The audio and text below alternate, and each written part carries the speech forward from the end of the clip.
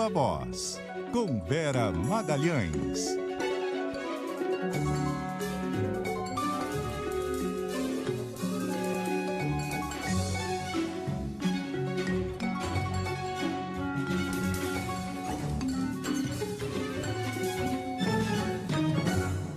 Viva Voz, Vera Magalhães, tudo bem, Vera? Boa noite. Boa noite, Rodrigo. Boa noite, Carol e todos os nossos ouvintes, espectadores. Oi, Vera. Ô, Vera, mais cedo você dizia no Viva Voz que era improvável que Alexandre de Moraes não aceitasse o recurso de Bolsonaro para não depor na PF. E o improvável aconteceu. Aconteceu, Bocardi. O ministro Alexandre de Moraes dobrou a aposta. Faltando 10 minutos para o horário que ele tinha marcado para o depoimento do presidente Jair Bolsonaro à Polícia Federal, foi impetrado o agravo da Advocacia Geral da União. O próprio advogado-geral da União, Bruno Bianco, levou o agravo até a PF para justificar o não comparecimento do presidente. Acontece que Alexandre de Moraes considerou o agravo intempestivo, ou seja, fora de hora, fora de época e fora de propósito. Ele alega, e ele faz toda uma cronologia desse caso, que a AGU agiu de forma proposital para impedir o depoimento e depois de ter aceitado que o presidente iria depor presencialmente. Então ele refaz essa cronologia que remonta lá a novembro, quando a delegada Denise Barbosa concluiu as investigações e disse que a única coisa que faltava para concluir o inquérito era a oitiva do presidente da República. Nessa ocasião, Moraes acionou a Advocacia Geral da União para que fosse marcada a data, o local e o horário do depoimento.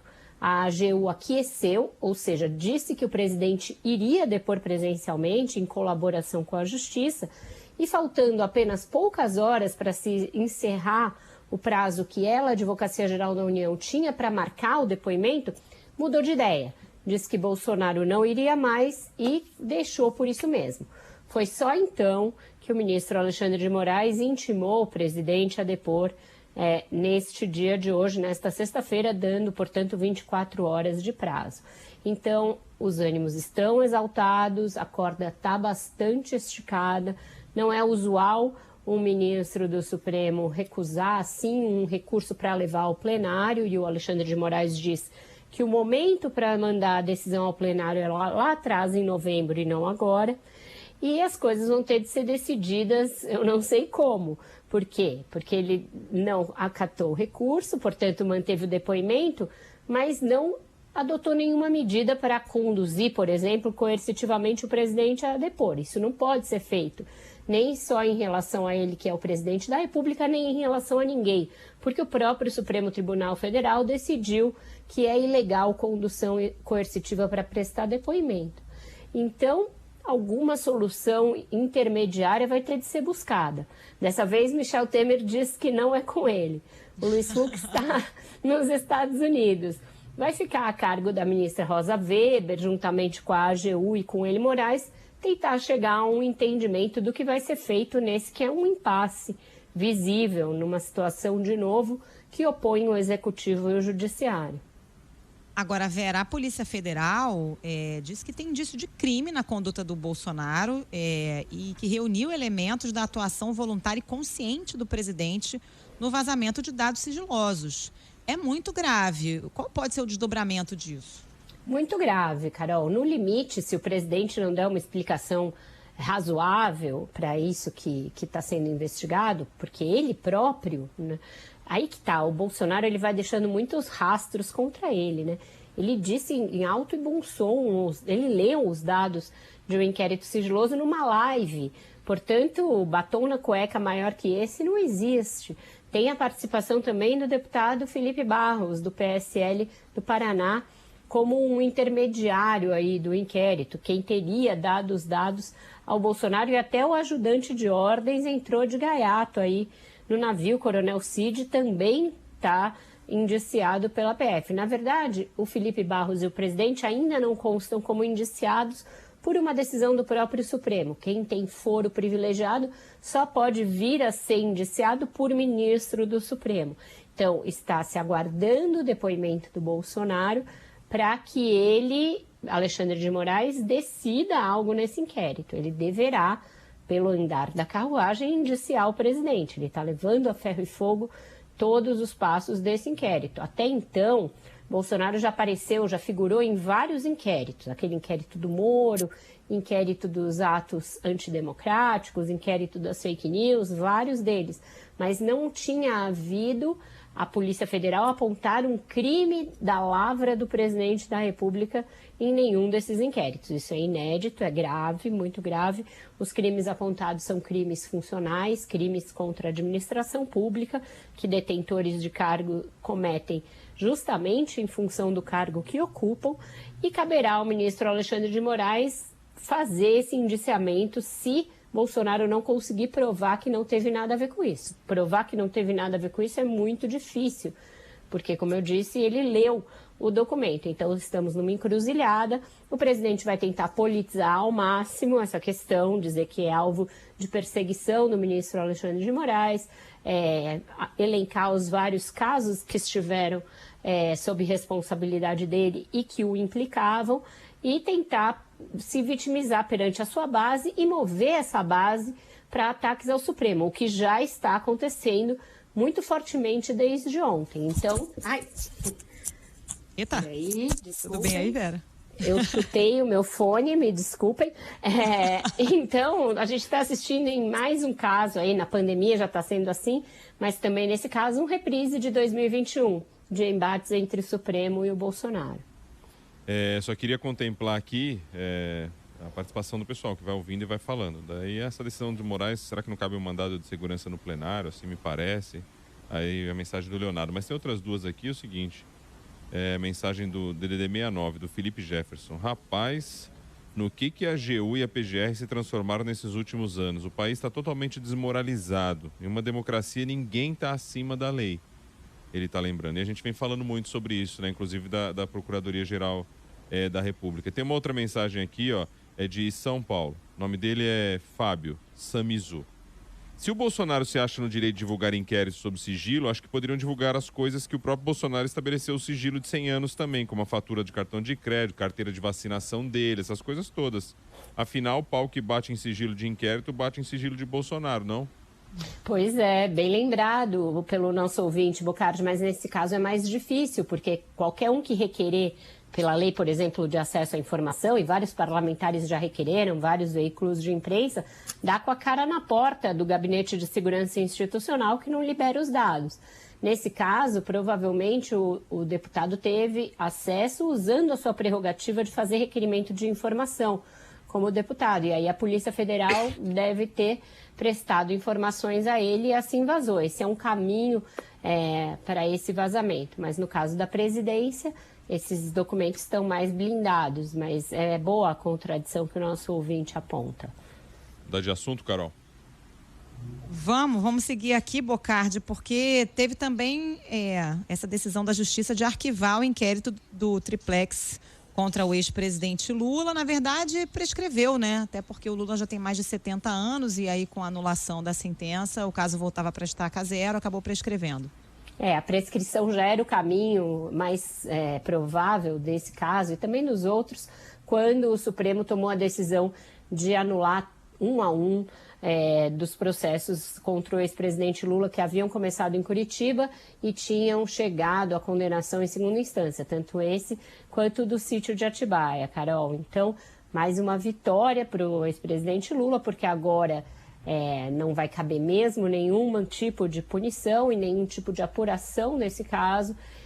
O PT e ele vão bater na narrativa de que ele foi inocentado, embora haja aí uma diferença grande entre um caso não ser levado adiante por prescrição ou por desqualificação do foro, as duas formas que levaram a que esse caso não chegasse a termo, e alguém ser de fato inocentado. Mas ainda assim não será punido, vai esgrimir isso na campanha de 2020 deste ano e já começou a fazê-lo, né? O Lula está fazendo uma rodada de entrevistas a emissoras de rádio, falou inclusive com a CBN Vale nesta semana, e numa entrevista a uma rádio de Belém ele tocou no assunto, comemorou e fez questão de novo mencionar o seu adversário, o ex-juiz Sérgio Moro, dizendo que ele passará claramente perante a história de mocinho a vilão.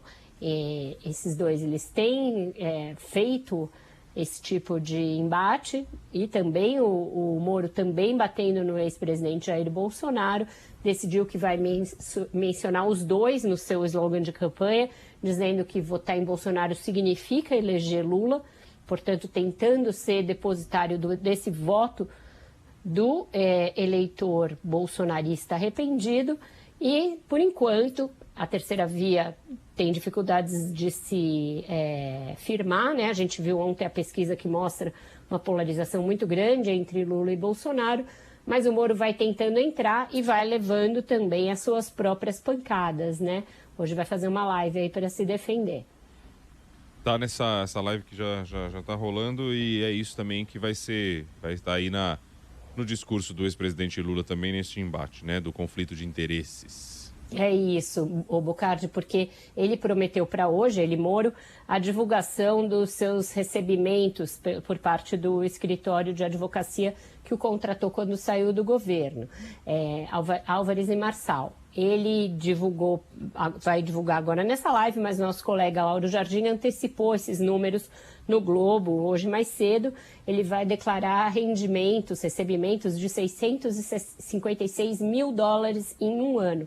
3,5 milhões de reais em 12 meses. É muita coisa, é bastante coisa. E o que o Tribunal de Contas da União aponta, no que foi aí o fio que puxou essa meada dos vencimentos do Moro, é que haveria um conflito de interesses entre ele ter estado no governo e ter sido juiz de processos com implicação internacional e depois ir para um escritório de advocacia com interesses em causas e investigações e também em disputas aqui no Brasil, que tem ligação com aquilo que ele soube quando era ministro e quando era juiz. Então é sobre isso que o Moro deverá falar, vai se dizer alvo de uma perseguição por parte de inimigos que ele fez durante o período da Lava Jato. Vamos ver se vai convencer e se essa nova estratégia dele de encarar aí as contestações,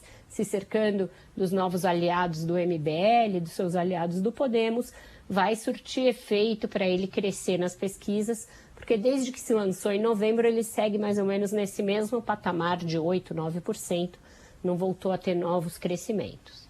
É isso, mas também a questão do conflito de interesse não está no valor colocado, né?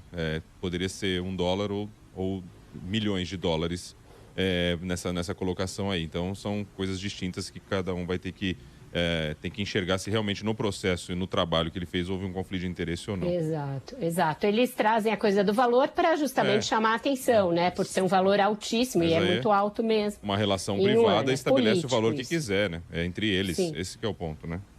Sim. Agora, e só para a gente fechar aqui também contemplando essa questão do caso do Lula da prescrição, é isso, vem todo mundo se manifestando. A prescrição do caso não é uma vitória dele, sim uma derrota para o judiciário e para o povo brasileiro. De que adianta você ser condenado por crime no Brasil e ser declarado inocente?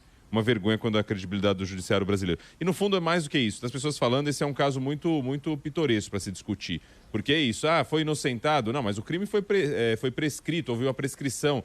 O processo não correu no tempo que deveria correr. Então fica mas o Estado não conseguiu imputar a tempo ou comprovar o crime realmente que aconteceu ali. Então não tem crime, então é inocente. Fica uma discussão, sendo que no final das contas o que a gente tem aí é o fracasso do judiciário em si de não conseguir fazer esse processo correr no tempo que deveria correr e realmente punir ou inocentar quem quer que seja nessa situação, né, velho?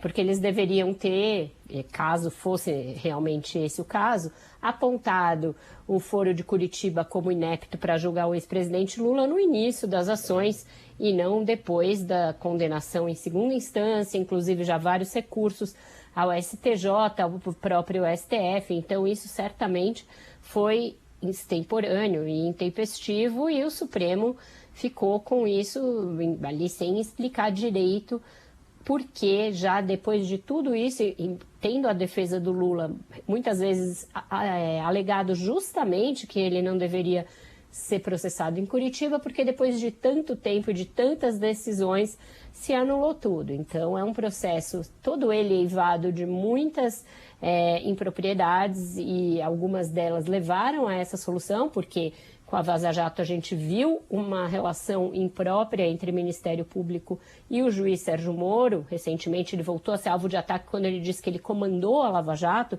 quando não cabe a um juiz comandar uma força-tarefa. Então, um processo todo ele muito confuso, cheio aí de impropriedades, e que o resultado foi esse, ruim para o judiciário. Concordo com você, Bocardi, deveria ter havido uma condução mais objetiva, mais dentro dos preceitos jurídicos, judiciais, desse caso desde o início. Enquanto isso, o nosso quadro presidenciável, vou te dizer. Vera Magalhães, obrigado. Abusamos hoje aqui do tempo, do horário, 18h18, hora dobrada. Desejo um ótimo final de semana para você, viu, Vera? Valeu. Para vocês também, gente. Até Beijo, segunda-feira. Vera. Tchau, tchau. Tchau, tchau. Valeu.